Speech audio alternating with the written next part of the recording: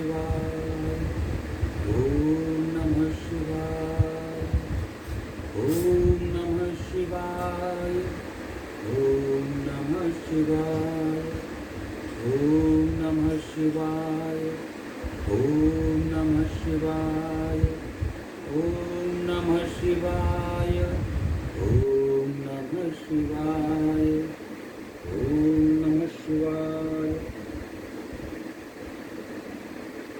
एक बार फिर आप सबको हार्दिक शुभकामनाएं। श्रोतागणों को शिव पुराण के महात्म्य सुनने का, और आज हमारा शिव महात्म्य पुराण का चतुर्दश अध्याय, रुद्र संहिता प्रकरण का चतुर्दश अध्याय हम आज करने जा रहे हैं, जिसमें महिमा है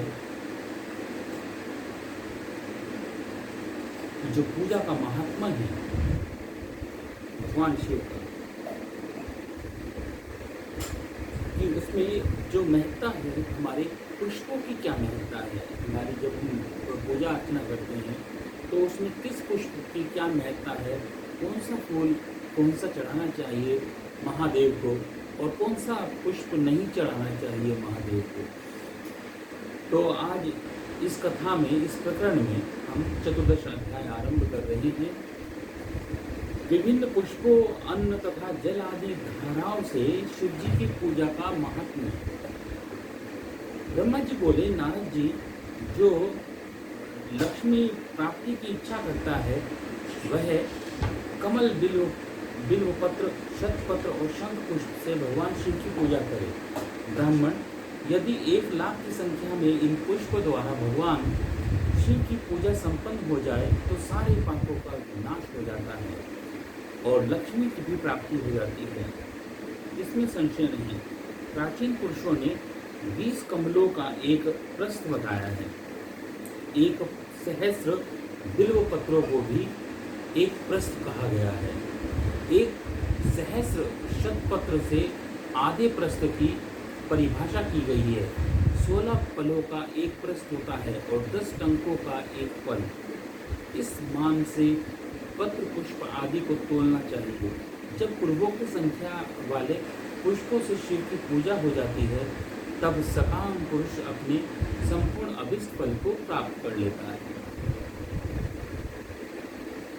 यदि उपासक के मन में कोई भी कामना न हो तो वह पूर्वोक्त पूजन से शिव स्वरूप हो जाता है।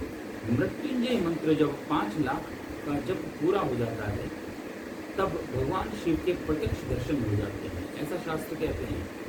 1,00,000 के जप से शरीर की शुद्धि होती है। दूसरे लाख के जप से पूर्व जन्म की बातों का स्मरण हो जाता है। तीसरे लाख पूर्ण होने पर संपूर्ण काम्य वस्तु प्राप्त हो जाती है। चौथे लाख का जप करने पर स्वप्न में भगवान शिव का दर्शन होता है और 5वें लाख का जप ज्यों ही पूरा होता है भगवान शिव उपासक के सम्मुख तत्काल प्रकट हो जाते हैं। इसी मंत्र का 10 लाख जप यदि हो जाए तो संपूर्ण फल की सिद्धि हो जाती है। जो मोक्ष की अभिलाषा रखता है वह 1,00,000 दर्भों द्वारा शिव का पूजन करे। मुनिश्रेष्ठ, सर्वत्र लाख की ही संख्या समझनी चाहिए। आयु की इच्छा रखने वाला पुरुष 1,00,000 गुरुवाओं का पूजन करे। जिसे पुत्र की अभिलाषा हो वह धतूरे के 1,00,000 फूलों से पूजा करे। लाल डंठल वाला धतूरा पूजन में शुभदायक माना गया है।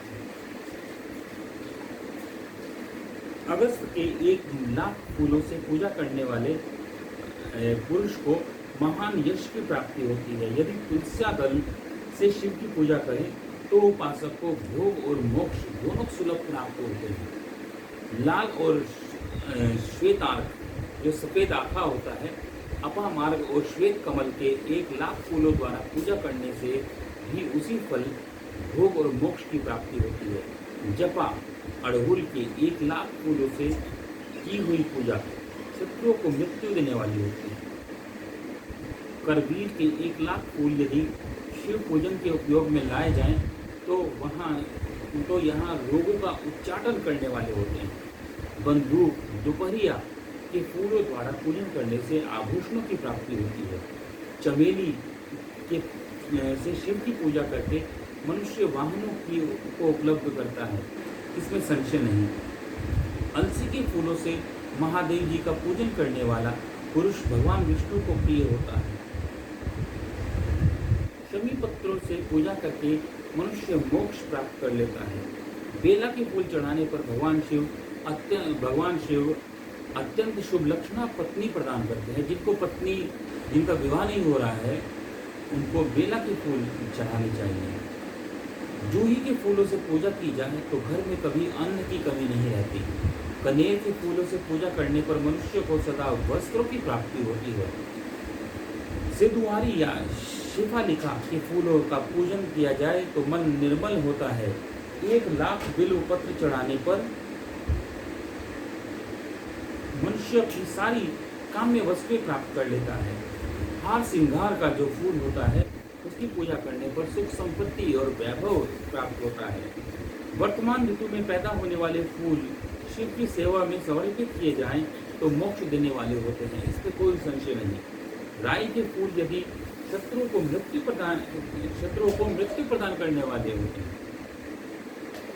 इन फूलों को 1-1 लाख की संख्या में यदि शिव के ऊपर चढ़ाया जाए तो भगवान शिव प्रचुर फल प्रदान करते हैं। चंपा और केवड़ा, यह फूल छोड़कर भगवान शिव को सभी फूल चढ़ते हैं। चंपा और केवड़ा याद रखिए कि वह फूल कभी भी पूजा में कभी भी शिव के ऊपर ना चढ़ाएं, शिवलिंग के ऊपर ना चढ़ाएं। यह फूल भगवान को नहीं चढ़ाए जाते हैं। विप्रवर महादेव जी के ऊपर चावल चढ़ाने से मनुष्यों की लक्ष्मी बढ़ती है। ये चावल अखंडित नहीं होने चाहिए, ये चावल पूर्ण होने चाहिए, जिसे अक्षत बोलते हैं। अक्षत चढ़ाने हैं। रुद्र प्रधान मंत्र से पूजा करके स्वयं भगवान शिव के ऊपर सुंदर वस्त्र चढ़ाएं और उस पर चावल रखकर समर्पित करें तो उत्तम है।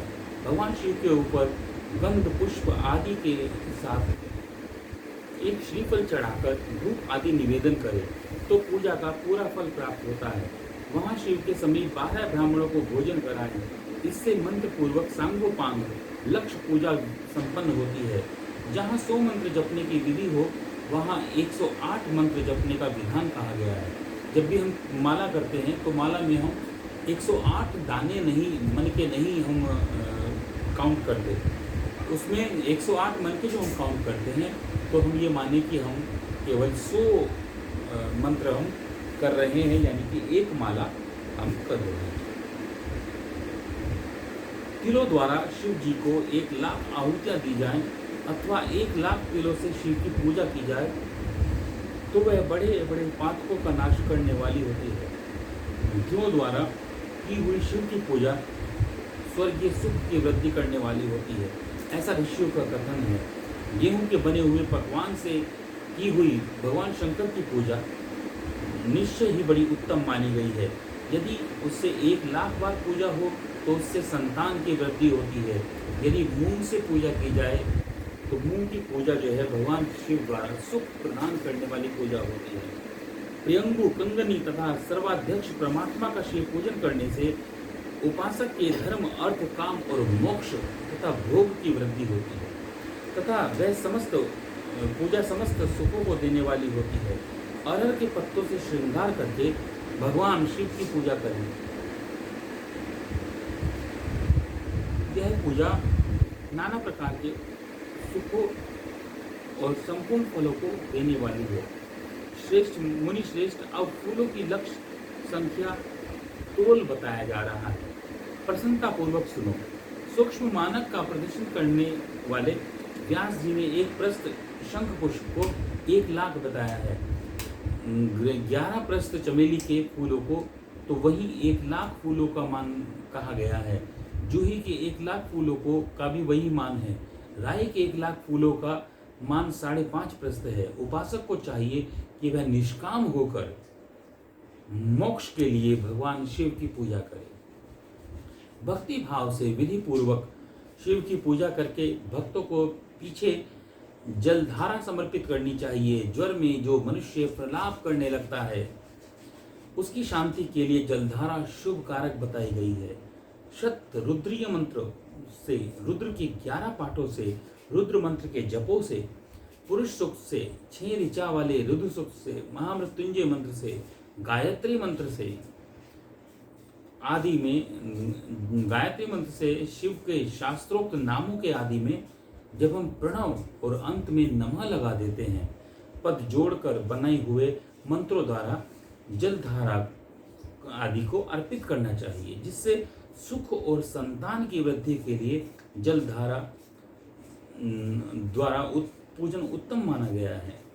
उत्तम भस्म धारण करके उपासक को प्रेम पूर्वक नाना प्रकार के शुभ एवं दिव्य द्रव्यों द्वारा शिव की पूजा करनी चाहिए और शिव पर उनके सहस्र नामों से घी की धारा चढ़ानी चाहिए। ऐसा करने पर जो घृत की धारा चढ़ाता है, ऐसा करने से वंश का विस्तार होता है।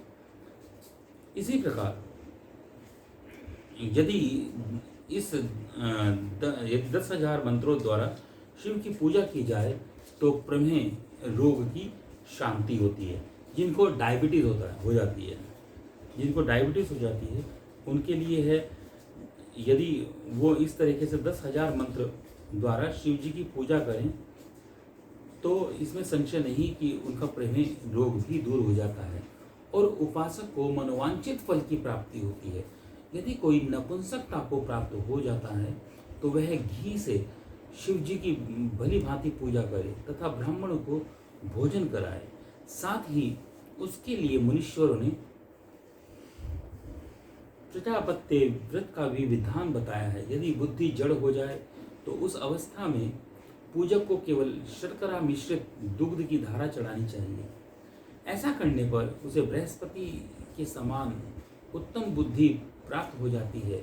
जब तक 10,000 मंत्रों का जप पूरा न हो जाए तब तक पूर्वोक्त दुग्ध धारा द्वारा भगवान शिव का उत्कृष्ट पूजन चालू रखना चाहिए, जब तक मन में अकारण ही उच्चाटन आदि न होने लगे, जी उचट जाए, कहीं भी प्रेम न रहे, दुख बढ़ जाए और अपने घर में सदा कलह रहने लगे, तब भी पूर्वोक्त रूप से दूध की धारा चढ़ाने से सारा दुख दूर हो जाता है, नष्ट हो जाता है। सुवासित तेल से पूजा करने पर भोगों की वृद्धि होती है। यदि मधु से शिव की पूजा की जाए तो राज यक्षमा का रोग दूर हो जाता है। यदि शिव पर ईख के रस की धारा यानी गन्ने का रस चढ़ाया जाए तो वह भी संपूर्ण आनंद की प्राप्ति कराने वाला होता है।